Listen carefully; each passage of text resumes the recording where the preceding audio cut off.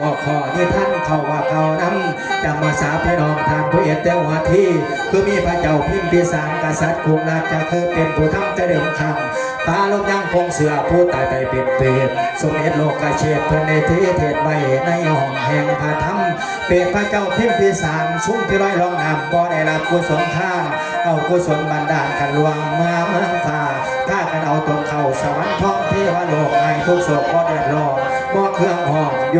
สวรรค์ขณะการทำบุญอุทิศถึงมีมาแต่ครั้งนั้นจนกระทั่งปัจจุบันเป็นประวัติสำคัญในหมู่ห้องในเอาเยี่ยงวันนี้การทำบุญญาตินำครับทำบุญว่าญาตินำตามอวาทเพื่อว่าไว้ผลอะไรว่าตามกันไม่ไงการทำบุญว่าญาตินำในบุญน้อยธรรมดาคิดเบื้องดู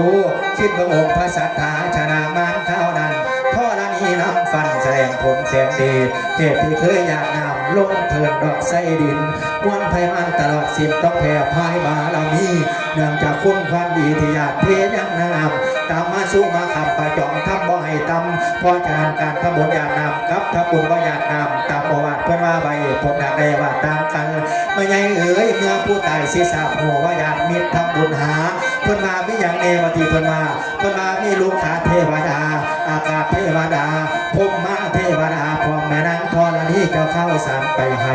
ไม่เหศักษาไทยผู้ตาไก่เสียงโยนำข้าวสารจากโลกไตไปเมาเราองตัวถือบัญชีตนขวาไปเติมเปล่าทางหาขั้นผู้ใดโมทนากระส่วนสมหมายใดเจตนาที่ตั้งไว้สองกระทงแต่ที่แลความชี้แจกข้าวน้ำมาโมตั้งปากทาโอ้ขอบคุณหลายๆขอบคุณแล้วว่าน้ำใจอีเมลหลายๆ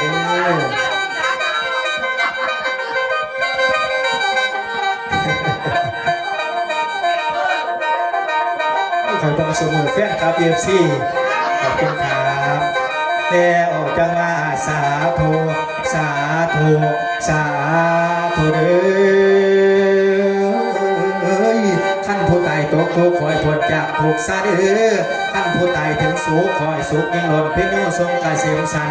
ก็เป็นอันดับรองผลส่วนผลบ่เสียทิมคำว่าสักขาไล่แปลว่าเรียนคนยิมก็คือพิมพ์แต้มแตงคำว่าสักขา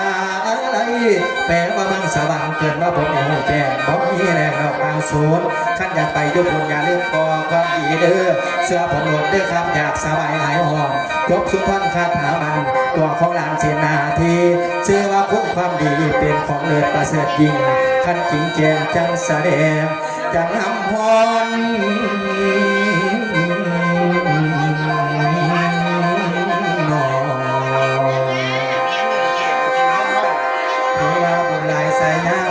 ได้มาห้องการห้องงานมือนี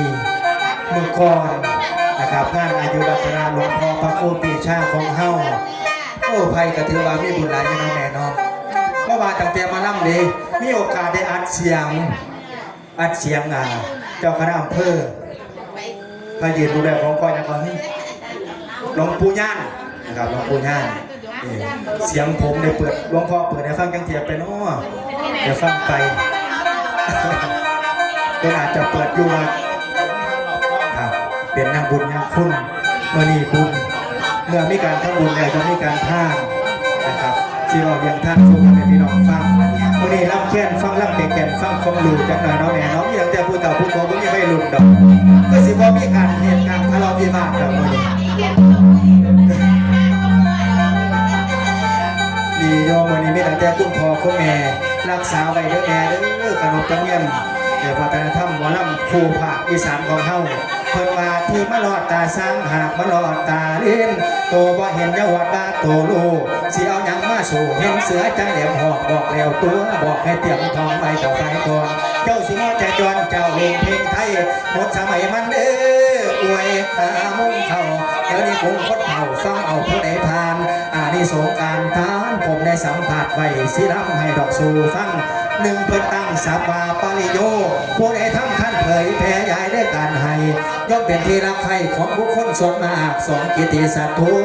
เกียรติคุณกสิพุ่งคนยอมจงหาสามวิสาโทสิเป็นผู้แก้วกล้าได้มูบริษัทเสียทรัพย์บุญละโหสิเป็นคนมะลงตาเอซาจิวาเราไพ่นาหาม เมื่อสุขติไตแล้วกสิมาต้นขุนสวรรค์ท่องเทวโลกให้ทุกสุขบ่เดือดร้อนบ่เครื่องหอนอยู่สวรรค์จังสีลาพ่อใหญ่แม่ใหญ่เพิ่นว่าจังไดเพิ่นว่าคันสิเที่ยวทางเบิกหาหงมาบังหัวเฮาเด้อคันสิเที่ยวทางไกลไทยตรงให้เตรียมใบคันสิเดินไปดาให้หาเอาบางทิ้งใหญ่ใส่น้ำใบสาแล้วจังคอยไปบางทิ้งใหญ่เพิ่นว่าไว้ก็ได้แก่โตเฮาแม่ว่าตาสงสารไงเงาเขาเดิมให้พากันทำสางสินท่านไว้น้ำแน่ท่านก็ไปทางหน้ามันยังกวงกว่าแต่หลังมาอีแม่เอ่ยสิ่งที่เป็นหบข้างตดใบใหญ่เสียบางหัวเฮาเด้อท่านนั้นคือสับยังไทยตรงไอเตรียมพร้อมให้พากันทำสางถ้าเอาหน้าเอาน้ำใส่แม่นตายไปกับว่ายานขันมีน้ำได้โยกินพอใหญ่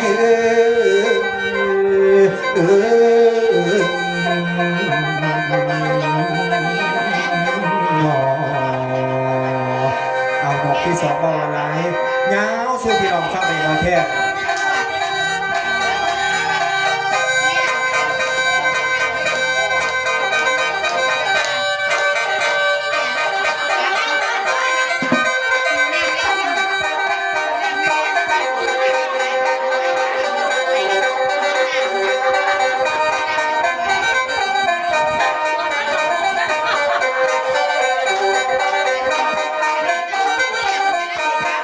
ก่อนที่แม่ก่อนให้อันนี้แม่มาเลยเอาน้ำก่อนแบบไม่มาเลยเอาน้ำก่อนแบบไม่ตกสมัยสุดแม่รำเสียงไทยเดียวพี่ค่ายเป็นยกให้เทพี่ค่ายเป็นยกให้เทบอกว่าไทยหรือแม่หรือเจกับมวลเฮอาดินมวลเฮอาดินกินเดินเอามาแล้วเส้นลำเดินเด็กชิงตาสิงเป็นสาวเพียงขาวผมยาวสลายเพียงขาวผมยาวสลายโอ้ไม่ใช่เสียไล่สุขคนเลยไม่ได้เสียไล่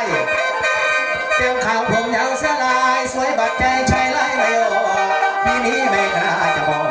พี่นี้ไม่กล้าจะบอกกลัวโดนหลอกหลอกหักดังโป๊ะโป๊ะดังโป๊ะดังโป๊ะดังโป๊ะโป๊ะดังโป๊ะดังโป๊ะดังโป๊ะ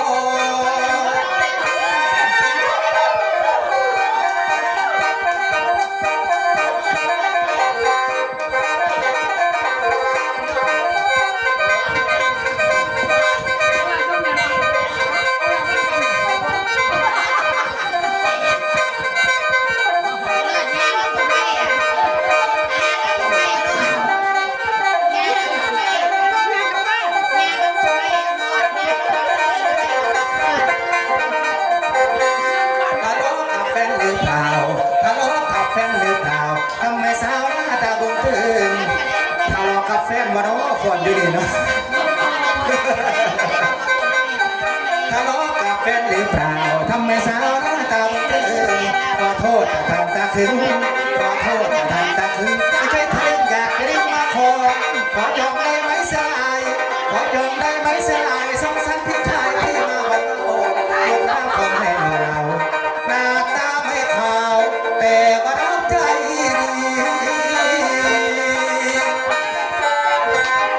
จ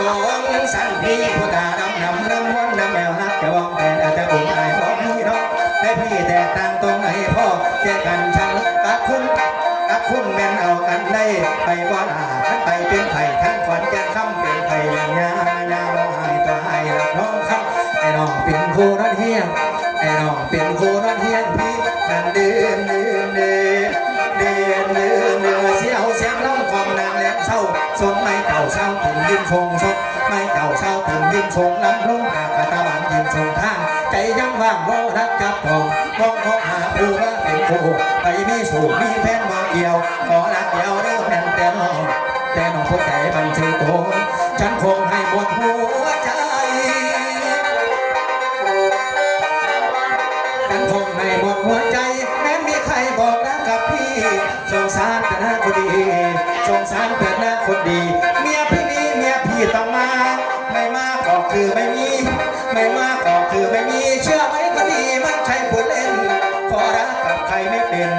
ขอรักกับใครไม่เป็นเพิ่งจะเห็นรักคนคนเดียวเดี๋ยวมองเห็นเธอตาเห็นเธอเดินผ่านในงานแสดงลงรักเธออย่างเป็นแรงลงรักเธออย่าง เต็มแรงใจแสดงสวยซึ้งถึงใจอยากไปกับพี่แม่น้องอยากไปกับพี่แม่น้องเพราะเราลองรักคงจะตายทั่วฟ้าและดินสลายตัวพี่ชายจะรักคุณคนเดียว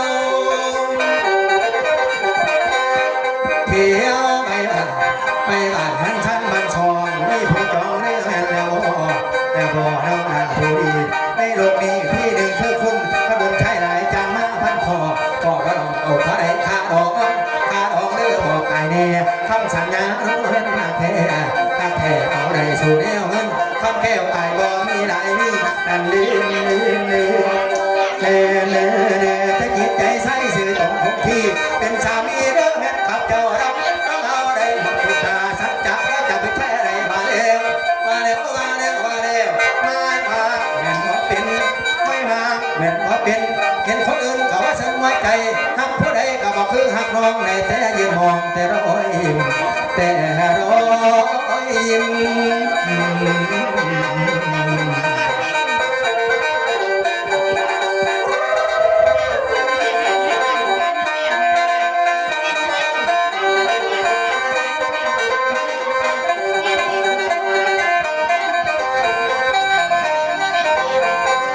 จดหมายบรรยายอักษรถึงละมุนด้วยไว้ใจเป็นเพราะเหตุใดได้อภาเลยไปทำจดหมายนั้นกลั่นจากใจสามเฉยจะรู้ว่าไม่เคยของพี่ไม่เคยรักใครสักคนของพี่ไม่เคยรักใครสักคนเพราะจนโดนน้ำเนื้อคือใจสีขาดทอน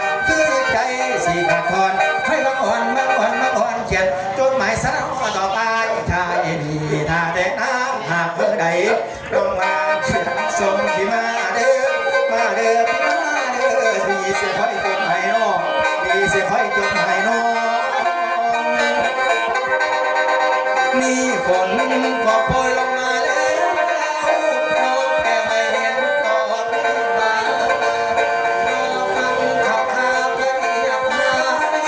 น้องฟังใจบ่เห็นส่งข้างมาใจพี่จะขาดร้อนกลับมาก่อนน้องต้องนอนละทนกลับมาก่อนน้องต้องนอนละทนเด้อหัวใจลงให้ร้องพัดไปใบพี่ตนเหนียวนี่เขาตายเปียกดังไงคอยเทตัวไหนปัญญามาเก่าใช่ทั้งทีสุขที่บ่เรื่องอะไรน้องเหลือในคนหลับสู่น้องให้บ่สมพองน้องคนงามเจ้าติดตามคอยแต่ตัวหมายเมื่อไหร่จะเห็นใจไทยอกแทบจะตายแสนทองระบาดเปลี่ยวทองสมสารพองเป็นไข่ไปวัดใจยิ่งแน่เท้าแวไปเป็นอื่นหรอกในใส่ร้องในสะอื่นถูกเขาพาขอลงเตยแล้วทรงเตยแล้วทรงขอลงไว้ก่อนเพราะมันจบก่อนแต่พี่ยังมี